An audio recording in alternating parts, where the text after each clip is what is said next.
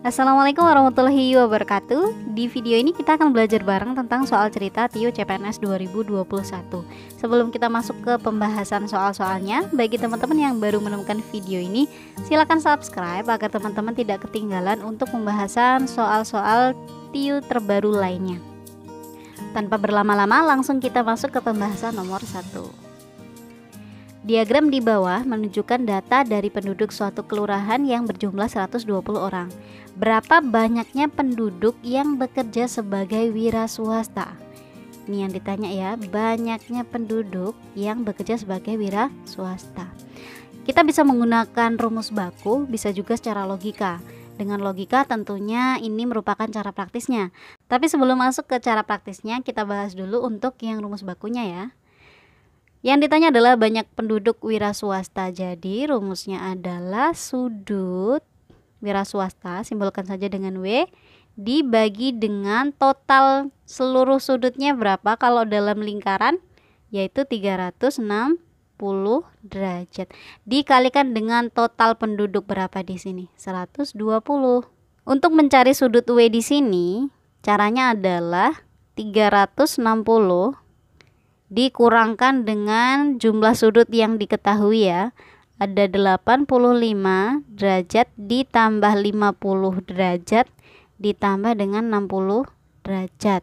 Nah, dibagi dengan 360 derajat. Nah, dikalikan dengan 120. Oke, sama dengan 360 derajat dikurangkan dengan yang di dalam kurung ini menghasilkan berapa? 195 derajat dibagi dengan 360 derajat dikali dengan 120 sama dengan atas berapa hasilnya? 165 derajat dibagi dengan 360 derajat dikalikan dengan 120 sama dengan, yuk kita pakai sistem coret aja biar cepet. 0 sini bisa dicoret dengan sini ya. Kemudian 12 sama 36 sama-sama dibagi 12. Yang ini dapatnya berapa? 1. Yang bawah dapatnya 3. Nah, tersisa berapa? 165 dikali 1 dibagi 3 dapatnya adalah 55. Iya. Jadi untuk total banyaknya penduduk di wira swasta adalah 55 orang. Jawabannya yang C. Nah, untuk cara logikanya adalah perhatikan teman-teman, untuk sudut wira swasta di sini itu setengah kurangnya sedikit, ya kan? Sedangkan kita tahu kalau total seluruhnya itu 120. Artinya wira swasta ini setengah dari 120 tapi kurangnya dikit, ya kan? Nah, setengah dari 120 itu kan 60. Jadi 60 kurang dikit di pilihan ganda yang mana? Yaitu yang C. Lanjut ke nomor 2. Nana berangkat dari kota A ke kota B pada pukul 7 waktu Indonesia bagian Barat dengan mengendarai sepeda motor berkecepatan 50 km per jam. Pada waktu yang sama, Maudi melakukan perjalanan dari kota B ke kota A dengan kecepatan 60 km per jam. Jika jarak antara kota A ke kota B adalah 132 km, maka mereka akan bertemu di perjalanan pukul. Oke, untuk mengerjakan soal ini kita perlu tahu rumus segitiganya Pak Jokowi. J, K, W. Nah, ini segitiganya Pak Jokowi seperti ini ya. Kalau berhubungan dengan jarak, kecepatan, waktu, pasti ingat segitiga yang seperti ini. Nah, kayak kan J itu jarak, K kecepatan, W waktu. Di sini yang ditanya apa? Jika jarak antara maka mereka akan bertemu di perjalanan pukul. Berarti kalau pukul artinya yang ditanya adalah waktu. Nah, kalau yang ditanya waktu artinya adalah J dibagi K. Misalkan yang ditanya di soal adalah J-nya. J jarak ya. Berarti K dikali W. Kalau yang ditanya K atau kecepatannya yaitu jarak dibagi waktu. Bisa ya? Jadi di sini W sama dengan jarak per kecepatan. Kita tahu jaraknya totalnya berapa di sini? 132 km. dibagi dengan kecepatan. Kecepatannya ada 2 kan. Nah, kalau yang ditanya adalah waktu berpapasan, kita totalkan saja. Total dari kecepatan mereka berapa? 50 ditambah dengan 60 sama dengan 132 dibagi dengan 110 sama dengan 1,2 jam. Kita jadikan menit dulu ya, sama dengan 72 menit. Nah, artinya 72 menit ini kan sama aja dengan 1 jam, lebihnya berapa? 12 menit. Nah, 1 jam lebih 12 menit. Dari waktu berangkatnya tadi pukul 7. Maka mereka bertemunya pukul berapa? Kalau ditambah 1 jam 12 menit. Yaitu pukul 8.12 WIB. Jawabannya yang B. Nomor 3. Diketahui jarak antara rumah Joko dan rumah Udin adalah 120 km. Mereka berjanji untuk bertemu di suatu tempat di antara kedua rumah tersebut. Joko berangkat dari rumahnya dengan sepeda motor dengan kecepatan 40 km per jam. Sedangkan Udin berangkat dari rumahnya berkendara dengan kecepatan 20 km per jam. Apabila keduanya berangkat pada saat yang bersamaan yaitu pukul 7.30, pada pukul berapakah mereka akan bertemu? Pukul berapa yang ditanya berarti W-nya. Ya. Ingat ya rumus Pak Jokowi tadi. Oke. Seperti ini, J, K, W. Yang ditanya W jadi sama dengan J per K. Sama dengan, ingat kalau untuk waktu berpapasan, langsung saja kita lihat poin-poin di sini angka-angkanya ya. Jarak totalnya berapa? 120. Dibagi dengan total kecepatan dari kedua orang tersebut ya, dari Joko sama Udin, yaitu 40 ditambah dengan 20 sama dengan 120 dibagi dengan 40 tambah 20 60 sama dengan coret-coret 12 sama 6 sama-sama bagi 6 ya. Bawah dapat 1, atas dapat 2. Berarti jawabannya adalah 2 jam.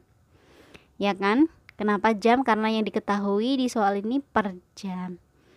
Nah, kemudian pukul berapa? Dari pukul 7.30 kemudian ditambah 2 jam menjadi tibanya pukul bertemu ya. Berarti bertemunya pukul 9.30. Jawabannya yang A. Selanjutnya soal nomor 4. Pak Amir memiliki sebidang tanah. Tanah tersebut seperempatnya dijual.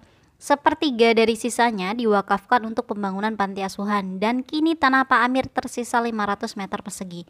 Berapakah luas tanah Pak Amir mula-mula?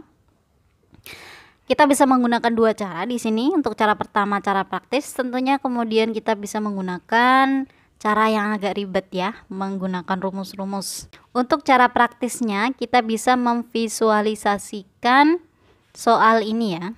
Katanya kan Pak Amir memiliki sebidang tanah. Ya, kita gambar saja sebidang tanah. Nah, kemudian tanah tersebut seperempatnya dijual.